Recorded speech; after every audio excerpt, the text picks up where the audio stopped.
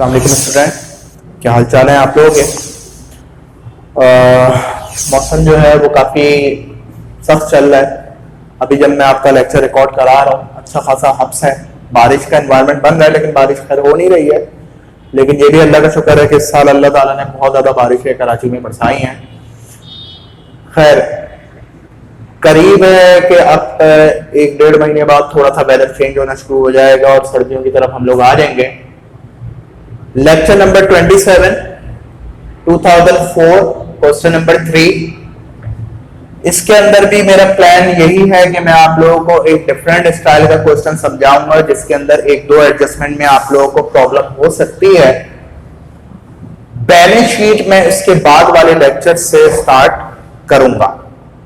पिछला क्वेश्चन जो मैंने आप लोगों को लेक्चर नंबर 26 में कराया था उसमें भी बैलेंस शीट थी, लेकिन मैंने बैलेंस शीट नहीं समझाई थी, क्योंकि जब हम इनकम एंड एक्सपेंडिचर अकाउंट को प्रॉपर्ली सॉल्व कर लेंगे तो फिर इसके बाद इसकी बैलेंस शीट करेंगे। अच्छा, एक चीज जो मैं पिछले लेक्चर में आप लोगों को बताना भूल गया था, आप लोग रजिस्टर में इसको फेयर कर रहे होंगे इस पूरे काम को। तो जो हमारा पिछला लेक्चर था, लेक्चर नंबर 26, जिसमें हमने इनकम एंड एक्सपेंडिचर अकाउंट बनाया था, उस इनकम एंड एक्सपेंडिचर अकाउंट को कॉपी जिस पेज पे आप करेंगे उसके बाद एक पेज आप लोग ब्लैंक छोड़ दिएगा।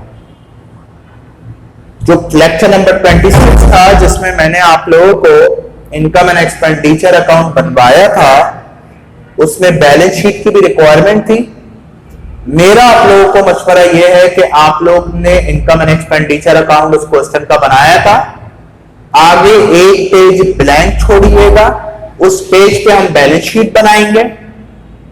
एक रिक्वायरमेंट बैलेंस शीट से पहले हमारी और होगी जिसमें हम एक्यूमुलेटेड फंड निकालेंगे। तो इनकम एंड एक्सपेंडिचर अकाउंट के नीचे जितनी भी स्पेस हो वो तो है, एक पेज जरूर आगे ब्लैंक छोड़ें और उसके बाद आज का ये जो लेक्चर नंबर 27 है ये कॉपी करें। पिछले क्वेश्चन में एक पेज ब्लैंक छोड़ के फिर ये वाला क्वेश्चन कॉपी कीजिएगा, इनकम एंड एक्सपेंडिचर अकाउंट। उस पेज पे जब मैं बैलेंस शीट आप लोगों को बनवाऊंगा उस क्वेश्चन की, तो आप लोग उस पेज पे उसकी बैलेंस शीट कॉपी कर लीजिएगा।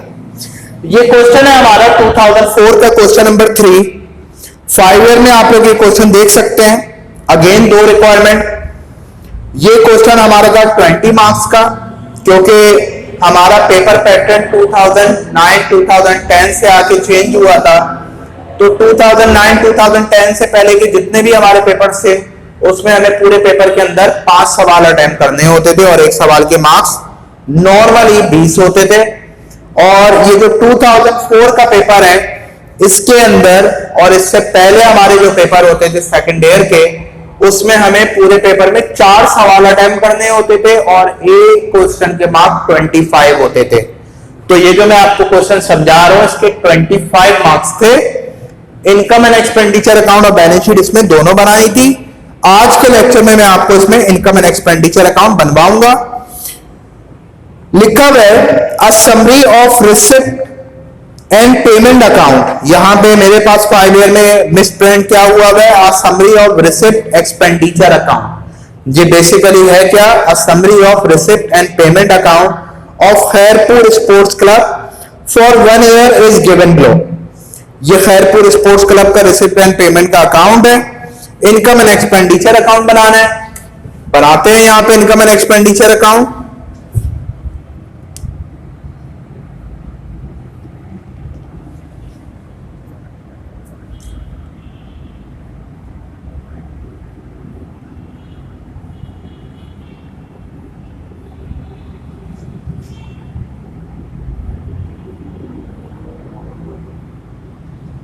Khairpur sports club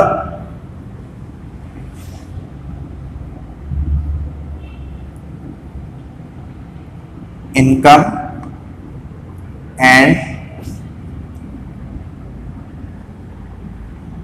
expenditure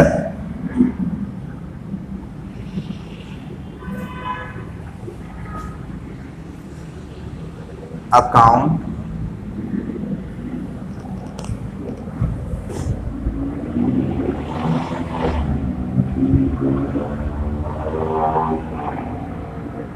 for the year ended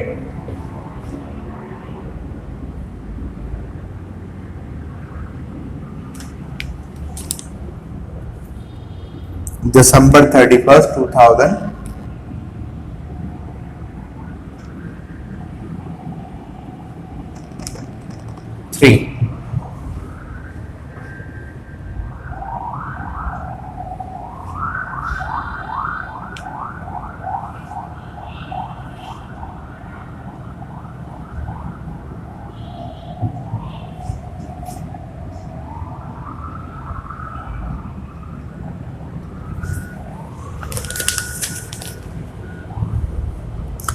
सबसे पहले रिसिप्ट साइड, ओपनिंग बैलेंस है, इग्नोर कर देंगे।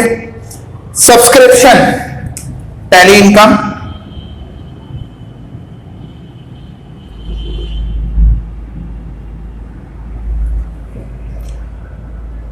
सब्सक्रिप्शन दी हुई है रिसिप्ट साइड पे 40,000। एडिशनल डेटा पे आए, दो एडजस्टमेंट है सब्सक्रिप्शन में। इनकम एंड एक्सपेंडिचर अकाउंट हम लोग बना रहे हैं 2003 का, 2003 का इनकम एंड एक्सपेंडिचर अकाउंट बना रहे हैं। सब्सक्रिप्शन इन्होंने रिसीव की है 40,000, एडिशनल डेटा में दिया हुआ है subscription included ₹1 lakh for 2002। Subscription में शामिल हुई भी है 1,000 रुपए 2002 के। Subscription included ₹1 lakh for 2002। Subscription जो ऊपर इन्होंने 40,000 रिसीव की है 2003 में, उसमें 1,000 2002 वाले हैं, यानी कि पिछले साल के हैं, उसको हम माइनस कर देंगे। वजह 2002 के पैसे थे, रिसीव 2003 में किए, लेकिन ये इनकम कौन से साल की थी? 2002 की थी। ये इनकम कौन से साल की थी? 2002 की। इनकम एंड एक्सपेंडिचर अकाउंट में सिर्फ वो चीजें आएंगी जो हमारी इस साल की इनकम है, 2003 की इनकम है। तो ये 1,000 रुपए 2002 के थे, पिछले साल के थे, इसको मैं इसमें से माइनस कर दूंगा। 40,000 में से 1,000 रुपए माइनस कर दिए। एंड ₹500 फॉर द ईयर 2004 और 500 रुपए हैं 2004 के। 2004 अगला साल, नेक्स्ट ईयर, तो इसको भी हम माइनस कर देंगे।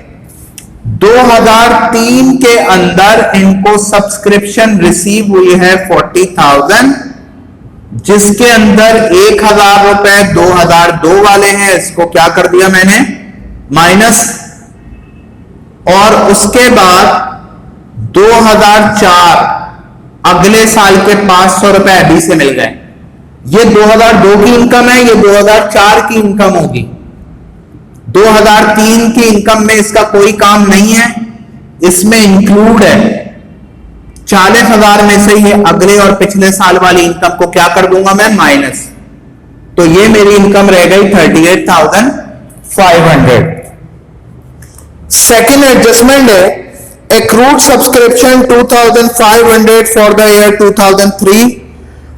2,500 रुपए 2003 की सब्सक्रिप्शन के एक्रूड है, लेने हैं।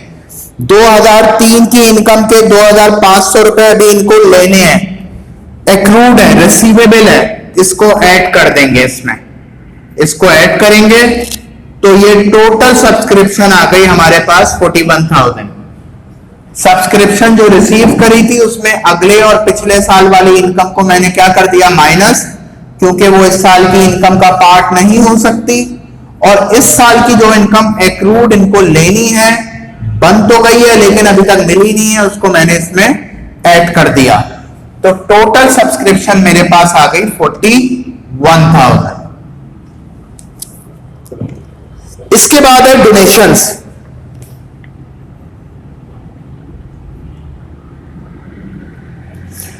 डोनेशन इनको मिली है पूरे साल 15,000 रुपए, कोई एडजस्टमेंट नहीं है। डोनेशंस के बाद है इंटरेस्ट।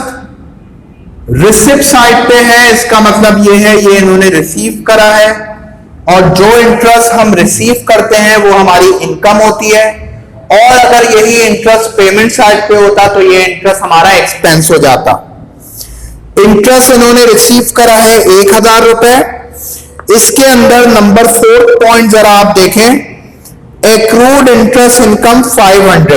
एक्रूड इंटरेस्ट इनकम का मतलब इनको इंटरेस्ट और मजीद 500 रुपए लेना है इस साल का, तो 1000 में 500 रुपए ऐड होंगे तो ये आ जाएगा 1500। फिर है charity show receipt. Charity show receipt, charity show से इनको जो आमदनी हुई,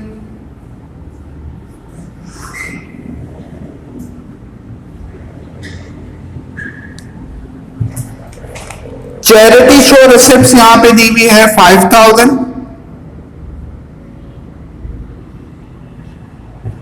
ये हमारी सारी इनकम यहां पे रिकॉर्ड हो गई।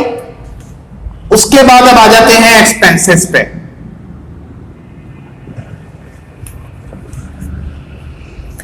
पेमेंट साइड पे जो पहला एक्सपेंस मुझे नजर आ रहा है वो है सैलरी एक्सपेंस। सैलरी एक्सपेंस था 4000। एडजस्टमेंट नंबर 3, एडिशनल इंफॉर्मेशन में third point, outstanding salary, outstanding unpaid payable accrued. इसका मतलब यह है कि और पैसे देने हैं। 4000 सैलरी इन्होंने पे करी थी, 2000 अभी एक्रूड है और देने हैं, तो ये टोटल सैलरी एक्सपेंस हो गया 6000। इसके बाद है इलेक्ट्रिक चार्जेस। तमाम चार्जेस हमारे एक्सपेंस हैं।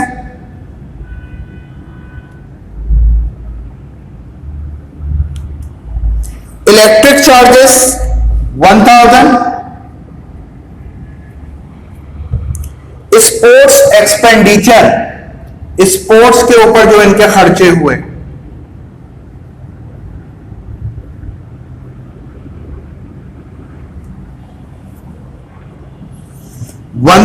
कोई एडजस्टमेंट नहीं है इसमें भी। स्पोर्ट्स गुड्स परचेज एसेट्स है इनका, बुक्स परचेज एसेट्स है। Other expenses,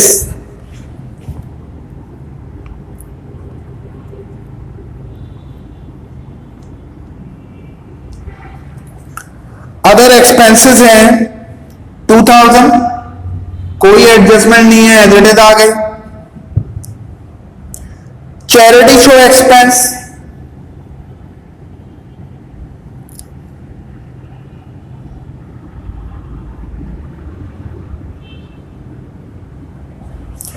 charity show expense था 4000, इसमें भी कोई एडजस्टमेंट नहीं है। इन्वेस्टमेंट, कभी भी आप इन्वेस्टमेंट करेंगे तो पैसे आपके पास से क्या हो जाएंगे, चले जाएंगे। तो ये इन्वेस्टमेंट किस साइड पे आ रही है, पेमेंट साइड पे। इसका मतलब ये है कि इन्होंने कहीं पे पैसा इन्वेस्ट करा है और इनके पास से कैश पे हो गया, तो ये एसेट्स है। आप कहीं पे इन्वेस्टमेंट कर रहे हैं, कैश आपके पास से तो जा रहा है, लेकिन वो आपका एसेट्स क्यों है, क्योंकि इन्वेस्टमेंट हुई भी है। जब भी आपका प्लान हुआ कि आप ये इन्वेस्टमेंट वापस ले लें तो आप उससे वापस ले लेंगे, तो ये आपका एसेट्स है। उसके बाद दिया हुआ है closing balance. Closing balance cash का क्लोजिंग बैलेंस, रिसिप्ट में से पेमेंट को माइनस करके क्लोजिंग बैलेंस आ जाता है, इससे हमारा कोई ताल्लुक नहीं है। रिसिप्ट में ओपनिंग बैलेंस, पेमेंट में क्लोजिंग बैलेंस से कभी भी हमारा इनकम एंड एक्सपेंडिचर अकाउंट का कोई काम नहीं होगा। उसके बाद एडिशनल इंफॉर्मेशन में अगर हम देखें, कोई डेप्रिसिएशन वगैरह नहीं दिया हुआ।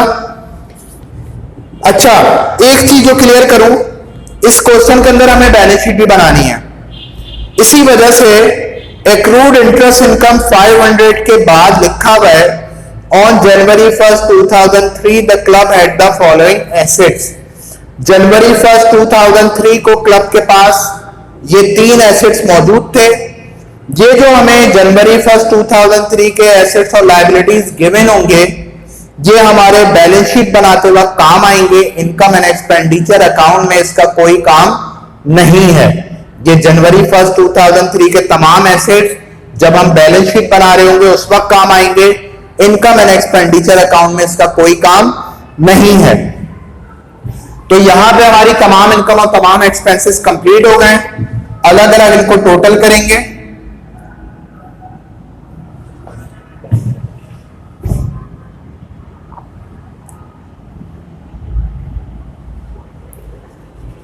इनकम साइड का टोटल मैं पहले कर रहा हूं। इनकम का टोटल बन रहा है मेरा 41, 56, 61, 62,500।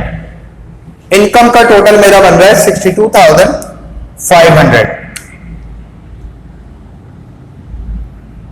एक्सपेंस को देखते हैं, 7,000, 8,000, 10,000, 14,000। एक्सपेंस का टोटल बन रहा है 14,000। इनकम ज्यादा है, 62,500 ये मेरी इनकम है। दोनों साइड पे मैं ये अमाउंट लिख दूंगा। इसमें से मैं एक्सपेंस का टोटल 14,000 माइनस करूंगा तो मेरे पास अमाउंट आ रहा है 48,500। ये मेरा सरप्लस है क्योंकि इनकम ज्यादा थी और एक्सपेंस कम थे। ये आ गया सरप्लस 48,500।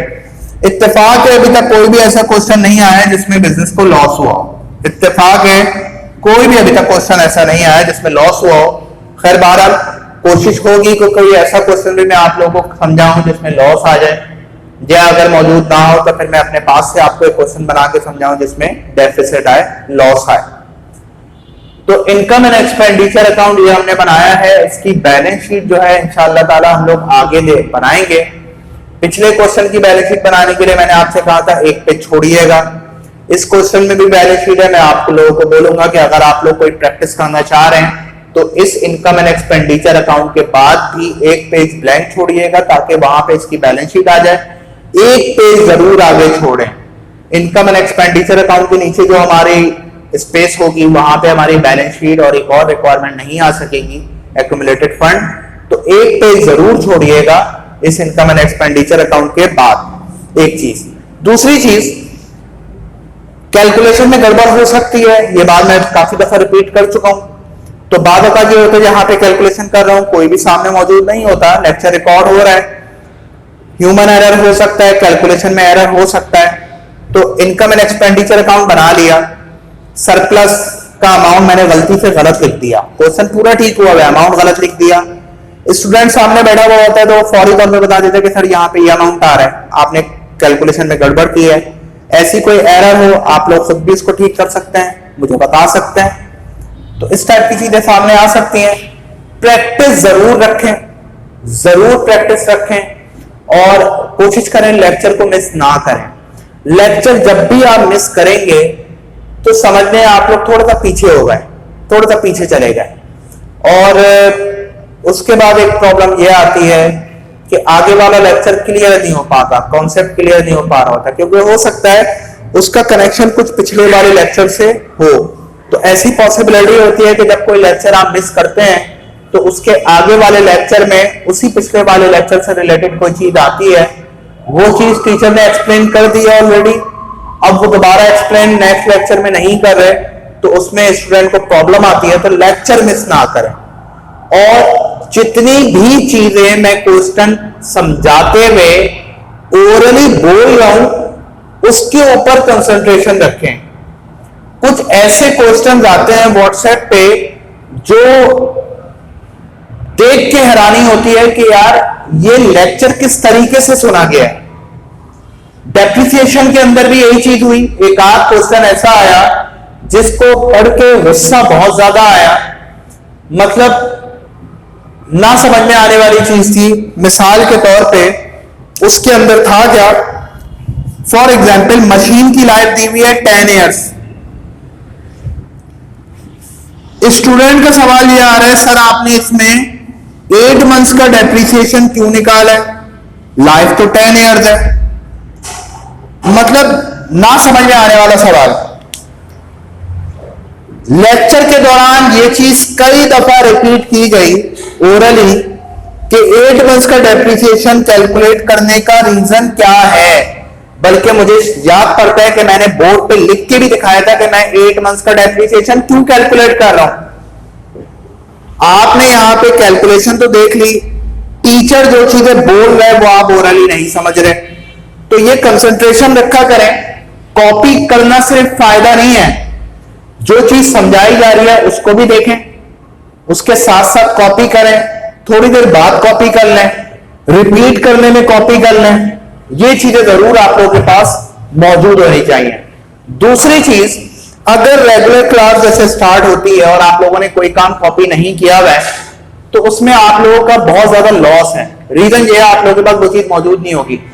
कितना कुछ याद रखेंगे एक टॉपिक से रिलेटेड चीजों को, आगे जाके प्रॉब्लम होगी। कॉपी जरूर करें जो भी लेक्चर है। तो इसके बाद वाले लेक्चर में इंशाअल्लाह ताला मैं बैलेंस शीट आप लोगों को समझाऊंगा। अपना ख्याल रखिएगा। अल्लाह हाफिज।